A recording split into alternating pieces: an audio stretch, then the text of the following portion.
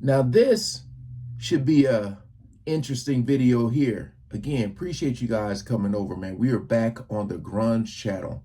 Now, true stories, as you guys can see in the title, behind popular Queen songs.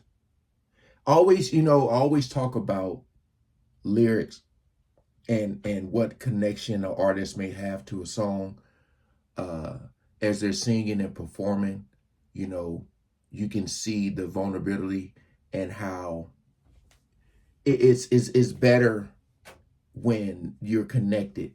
You know what I mean? So much better. I feel like as a fan, having a song that, let's say if Queen is your favorite band and they have a song that really relates to you, you feel so much more connected to them, man. So we're going to check this out again. Appreciate all the love and support with you guys coming over, and shout out to all the good humans out there, man. Long live Freddie. We ain't going to waste no more time. Let's jump right into it. Queen songs have fascinated fans for decades, and their greatest hits can make even the largest stadium audience sing and clap hands like there's no tomorrow. But what did it take to create these massive tunes? Let's take a look at some of the stories behind Queen's most popular songs. We Will Rock You and We Are the Champions are so catchy and easy to join in on, it almost seems like they were specifically designed that way. Well, they were. Both songs were actually inspired by a concert Queen played at a UK venue called Bingley Hall on May 29, 1977. The band was already accustomed to gigs where fans were singing along, but Bingley Hall was a game changer. According to Brian May, the audience was so loud that they turned the event into a giant impromptu rock choir. Dang. The band had to stop the show and allow the crowd to perform for them instead of the other way around. After that, both May and Freddie Mercury wanted to craft songs specifically meant. Hey, as an artist, as a performer, that is the dream. That is the dream right there. Remember, I always talk about feeding off the crowd's energy. To look out there and see this massive amount of people I'm gonna get back to it. Real quick story.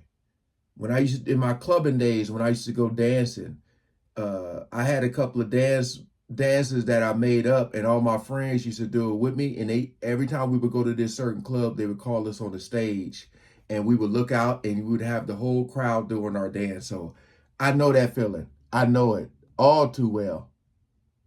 Choir. The band had to stop the show and allow the crowd to perform for them instead of the other way around.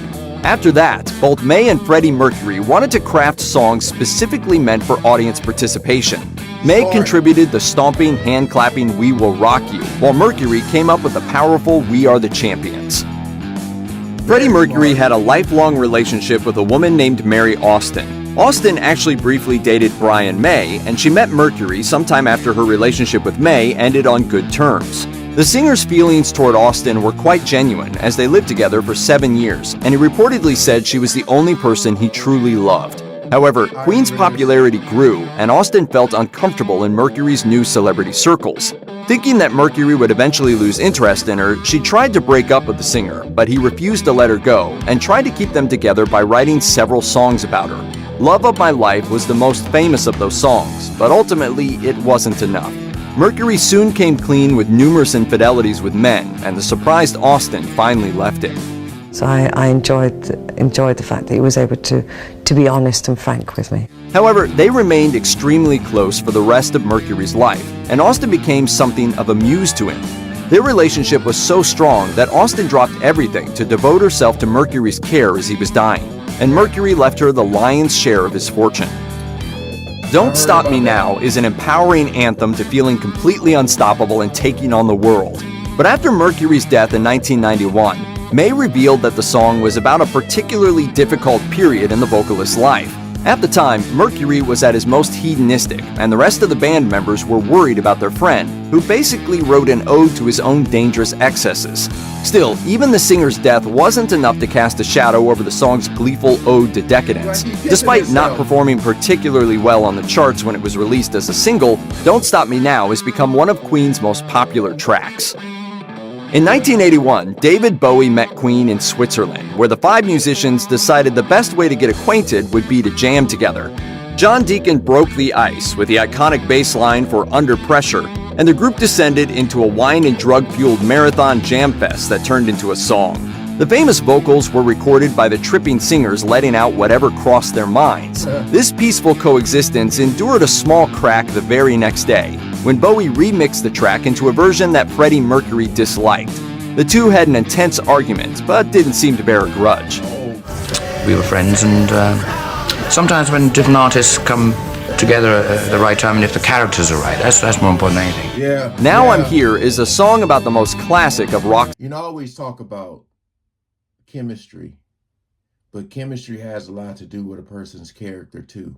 You know, willing to improvise and sacrifice, and sometimes you might have to take a back seat, or sometimes you might, you know, just it's crazy, man, because when people are so talented and they feel like they're either on the same level or above someone, it's all, you know, it's all about putting your egos to the side.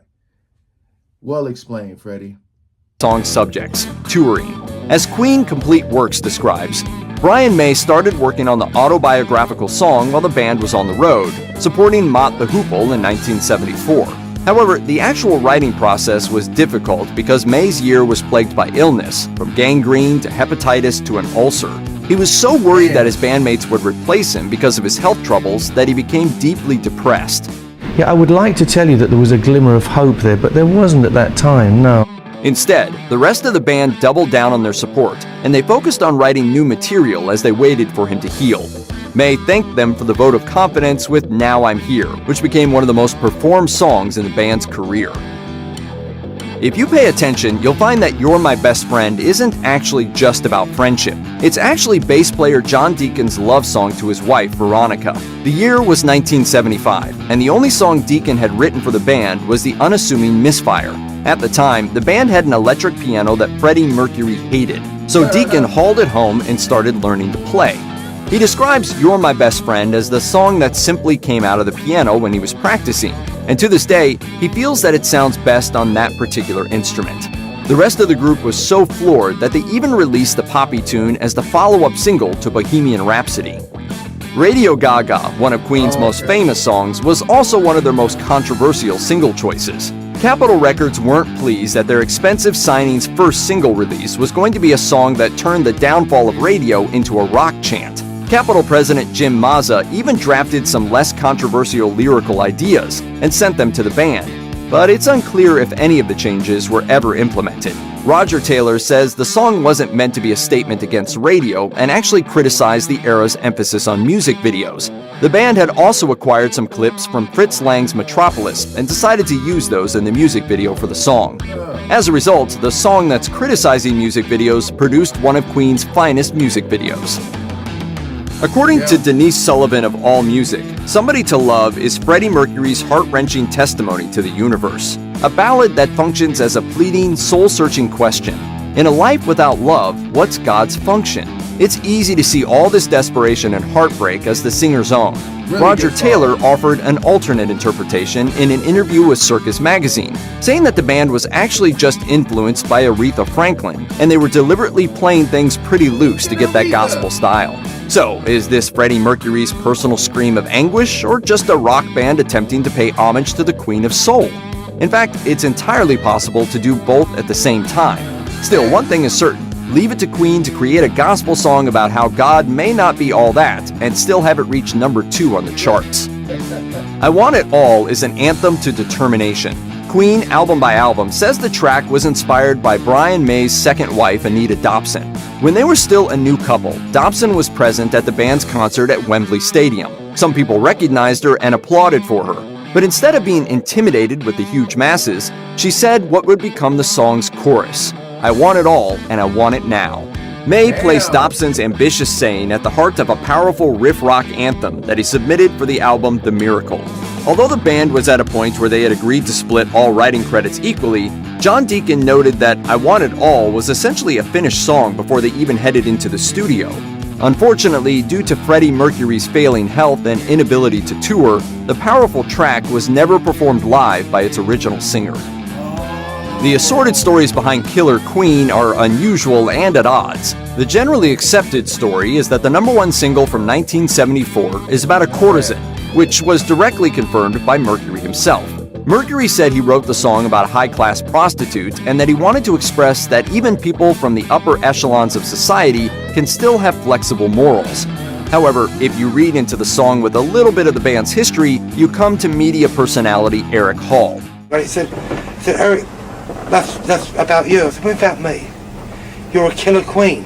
Paul was actually in the band's atmosphere during the era and even worked as their radio plugger at the time. The BBC repeats Mercury's statements that the song is about a completely fictional call girl, but Hall himself seems to have confirmed that it's all about him. Why not both? Either way, it boasts some of Mercury's best work. As Roger Taylor said in the documentary Days of Our Lives, Killer Queen always felt a bit special. It was very sophisticated, and it was very Freddie. Very Freddie. Save Me is a tragic and emotional song about a man whose relationship is falling apart and who is truly at his wit's end. Save Me.